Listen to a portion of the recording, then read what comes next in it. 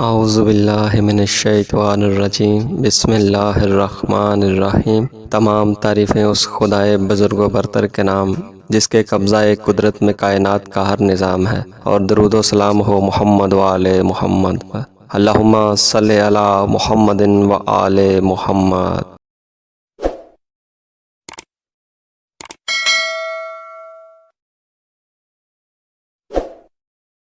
ماہ رمضان کی فضیلت کے بارے میں 40 فرامین۔ روزہ رکھنا بدن کی زکوٰۃ ہے۔ رسول خدا صلی اللہ علیہ وآلہ وسلم نے فرمایا ہے کہ ہر چیز کی ایک زکوٰۃ ہے، اور بدن کی زکوٰۃ روزہ رکھنا ہے۔ روزہ جہنم کی آگ سے ڈھال ہے۔ رسول خدا صلی اللہ علیہ وآلہ وسلم نے فرمایا ہے کہ روزہ جہنم کی آگ کے سامنے ڈھال ہے، یعنی روزہ رکھنے سے انسان جہنم کی آگ سے محفوظ رہتا ہے۔ روزے کی اہمیت۔ رسول خدا صلی اللہ علیہ وآلہ وسلم نے فرمایا ہے کہ گرمیوں میں روزہ رکھنا راہ خدا میں جہاد کرنے کی طرح ہے۔ روزہ رکھنے کی جزا۔ رسول خدا صلی اللہ علیہ وآلہ وسلم نے فرمایا ہے کہ خداوند نے خود فرمایا ہے کہ روزہ میرے لیے ہے اور میں خود ہی اس کی جزا دوں گا۔ بہشتی غذائیں۔ رسول خدا صلی اللہ علیہ وآلہ وسلم نے فرمایا ہے کہ جس انسان کو اس کا روزہ اس کی پسندیدہ غذاؤں سے روکے تو اللہ تعالیٰ پر بھی ایسے انسان کو جنت کی کھانے پینے کی اشیاء عطا کرنا واجب اور ضروری ہو جاتا ہے۔ روزہ رکھنے والے خوش قسمت ہیں۔ رسول خدا صلی اللہ علیہ وآلہ وسلم نے فرمایا ہے کہ خوش قسمت ہیں وہ لوگ جو اللہ تعالیٰ کے لیے بھوکے اور پیاسے رہتے ہیں۔ یہ وہ لوگ ہیں کہ جو قیامت والے دن بھوک اور پیاس محسوس نہیں کریں گے۔ روزے دار اور باب بہشت۔ رسول خدا صلی اللہ علیہ وآلہ وسلم نے فرمایا ہے کہ جنت کا ایک دروازہ ہے جس کا نام ریان ہے۔ اس دروازے سے فقط روزے دار داخل ہو کر جنت میں جائیں گے۔ مومنوں کی بہار۔ رسول خدا صلی اللہ علیہ وآلہ وسلم نے فرمایا ہے کہ سردیوں کا موسم مومنوں کے لیے بہار کا موسم ہے کہ وہ اس موسم کی لمبی راتوں میں جا کر عبادت کرتے ہیں اور اس کے چھوٹے دنوں میں روزے رکھتے ہیں۔ رمضان رحمت کا مہینہ۔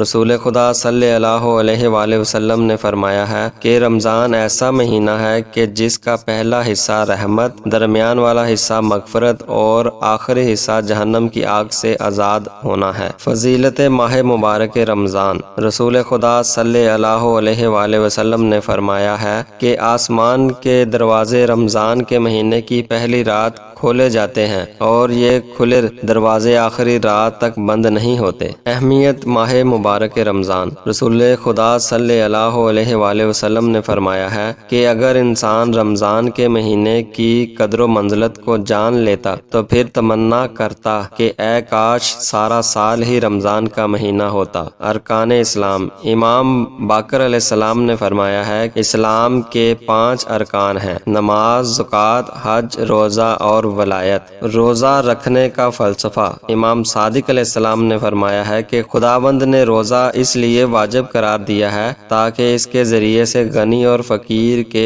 فرق کو آپس میں مٹا سکیں۔ روزہ انسان کے اخلاص کا امتحان ہے۔ امام علی علیہ السلام نے فرمایا ہے کہ اللہ تعالیٰ نے روزہ اس لیے واجب قرار دیا ہے تاکہ اس کے ذریعے سے انسانوں کے اخلاص کا امتحان لے سکے۔ روزہ قیامت کی یاد دلاتا ہے۔ امام علی رضا علیہ السلام نے فرمایا ہے کہ انسانوں کو روزہ رکھنے کا حکم دیا گیا ہے تاکہ بھوک اور پیاس کے درد کو سمجھ سکیں اور اسی کے ذریعے سے قیامت کے دن کی ضرورت اور نیاز کو بھی سمجھ سکیں۔ نفس کا روزہ۔ امیر المومنین علی علیہ السلام نے فرمایا ہے کہ انسان کے نفس کا دنیاوی لذت سے رکھے رہنا یہ فائدہ مند ترین روزہ ہے۔ حقیقی روزہ۔ امام علی علیہ السلام نے فرمایا ہے کہ روزہ حرام سے بچنے کا نام ہے، جس طرح کے انسان ظاہری طور پر کھانے اور پینے سے پرہیز کرتا ہے۔ بہترین روزہ۔ امام علی علیہ السلام نے فرمایا ہے کہ دل کا روزہ رکھنا زبان کے روزے رکھنے سے بہتر ہے، اور زبان کا روزہ رکھنا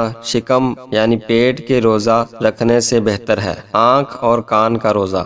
امام صادق علیہ السلام نے فرمایا ہے کہ جب تم روزہ رکھتے ہو تو تمہاری آنکھ، کان، بالوں اور جلد کا بھی روزہ ہونا چاہیے، یعنی روزے کی حالت میں پیٹ کے ساتھ ساتھ تمام بدن کے اعضاء کو بھی گناہ سے بچانا چاہیے۔ اعضاء و جوارح کا روزہ۔ حضرت علی علیہ السلام نے فرمایا ہے کہ روزے دار کے اس روزے کا کیا فائدہ ہے کہ جس میں وہ اپنی زبان، کان، آنکھ اور دوسرے اعضاء کو گناہوں سے نہ بچائے۔ ناقص روزہ۔ امام باقر علیہ السلام نے فرمایا ہے کہ ان افراد کا روزہ مکمل نہیں ہے جو اپنے زمانے کے امام کی نافرمانی کرے۔ اپنے آقا سے فرار کرنے والا غلام جب تک واپس نہ آ جائے، ایسی بیوی جو اپنے شوہر کی اطاعت نہ کرے مگر یہ کہ وہ توبہ کرے، ایسی اولاد جو والدین کی نافرمان ہے مگر یہ اپنے والدین کی اطاعت کرے۔ بے فائدہ روزہ۔ امام علی علیہ السلام نے فرمایا ہے کہ بہت سے روزہ دار ایسے ہیں کہ جن کو اپنے روزے سے بھوک اور پیاس کے علاوہ کچھ حاصل نہیں ہوتا، اور بہت سے عبادت کرنے والے ایسے ہیں کہ جن کو اپنی عبادت سے رات کو جاگنے اور تھکاوٹ کے علاوہ کچھ حاصل نہیں ہوتا۔ روزہ اور صبر۔ امام صادق علیہ السلام نے فرمایا ہے کہ اللہ تعالیٰ نے یہ جو فرمایا ہے کہ مشکل وقت میں صبر اور نماز سے مدد طلب کرو، اس آیت میں صبر سے مراد روزہ ہے۔ روزہ اور صدقہ۔ امام جعفر صادق علیہ السلام نے فرمایا ہے کہ خدا کی راہ میں ایک درہم صدقہ دینا ایک مستحب روزہ رکھنے سے بہتر و افضل ہے۔ روزے داروں کے لیے خوشخبری۔ امام جعفر صادق علیہ السلام نے فرمایا ہے کہ جو بھی بہت زیادہ گرمی میں اللہ تعالیٰ کے لیے روزہ رکھے اور پیاسا رہے تو خداوند 1000 فرشتوں کو حکم دیتا ہے کہ اپنے ہاتھوں سے اس کے چہرے کو مس کریں اور اس کو جنت کی بشارت دے یہاں تک کہ وہ روزہ افطار کر لے۔ روزہ دار کے لیے خوشی۔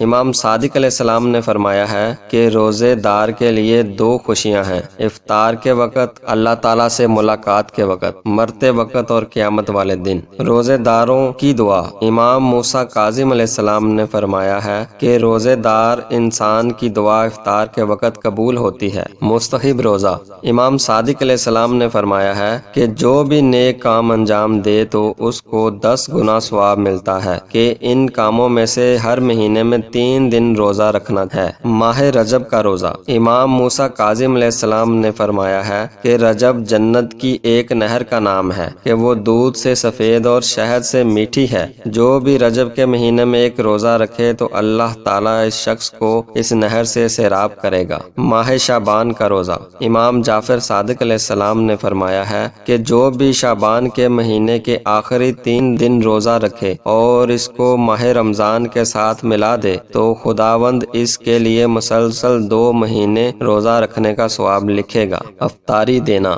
امام جعفر صادق علیہ السلام نے فرمایا ہے کہ جو بھی ایک روزے دار کا روزہ افطار کروائے تو اس کو روزے دار کی طرح کا اجر ملے گا۔ افطاری دینا۔ امام موسیٰ کاظم علیہ السلام نے فرمایا ہے کہ تمہارا اپنے روزے دار مومن بھائی کا روزہ افطار کرانا یہ تمہارے اپنے مستحب روزہ رکھنے سے بہتر ہے۔ روزہ نہ رکھنا۔ امام جعفر صادق علیہ السلام نے فرمایا ہے کہ جو بھی جان بوجھ کر ماہ رمضان میں ایک دن روزہ نہ رکھے تو اس شخص کے بدن سے ایمان کی روح خارج ہو جاتی ہے۔ رمضان اللہ تعالیٰ کا مہینہ۔ امام علی علیہ السلام نے فرمایا ہے کہ رمضان اللہ تعالیٰ کا مہینہ ہے اور شعبان رسول خدا صلی اللہ علیہ وآلہ وسلم کا مہینہ ہے اور رجب میرا مہینہ ہے۔ قرآن اور ماہ مبارک رمضان۔ امام علی رضا علیہ السلام نے فرمایا ہے کہ جو بھی رمضان کے مہینے میں قرآن کریم کی ایک آیت کی تلاوت کرے تو یہ ایسا ہی ہے کہ جیسے اس نے دوسرے مہینوں میں مکمل قرآن کی تلاوت کی ہے، یعنی اس مبارک مہینے تلاوت قرآن کا ثواب اس قدر زیادہ ہو جاتا ہے۔ مقدر کو بدلنے والی رات۔ امام جعفر صادق علیہ السلام نے فرمایا ہے کہ انسان کے اعمال کے حساب کی رات شب قدر ہوگی۔ اس رات میں آنے والے سال تک کے تمام مقدرات لکھے جاتے ہیں۔ شب قدر کی فضیلت۔ امام جعفر صادق علیہ السلام سے سوال ہوا کہ کس طرح شب قدر 1000 مہینوں سے بہتر ہے۔ امام نے فرمایا کہ اس رات میں نیک کام کرنا اس نیک کام کرنے سے بہتر ہے کہ جو ایسے 1000 مہینوں میں انجام دیا جائے کہ جن میں شب قدر موجود نہیں ہے، بس اسی وجہ سے شب قدر 1000 مہینوں سے بہتر ہے۔ تقدیر کے فیصلے۔ امام جعفر صادق علیہ السلام نے فرمایا ہے کہ ماہ رمضان کی 19ویں شب میں تقدیر لکھی جاتی ہے اور 21ویں شب کو وہ تقدیر حتمی ہو جاتی ہے اور 23ویں شب کو اس تقدیر کے حتمی ہونے کی تصدیق اور اس پر دستخط کر دیے جاتے ہیں۔ شب قدر میں شب بیداری کرنا۔ فضیل بن یسار کہتا ہے کہ امام محمد باقر علیہ السلام ماہ رمضان کی 21ویں اور 23ویں شب کو صبح صادق تک دعا و عبادت میں مصروف ہو جاتے تھے اور جب رات ختم ہو جاتی تھی تو صبح کی نماز ادا کرتے تھے۔ زکوٰۃ و فطرہ۔ امام جعفر صادق علیہ السلام نے فرمایا ہے کہ زکوٰۃ و فطرہ ادا کرنا روزے کو مکمل کرتا ہے، جس طرح کہ رسول خدا صلی اللہ علیہ وآلہ وسلم اور ان کی آل پر صلوات پڑھنا نماز کو مکمل کرتا ہے۔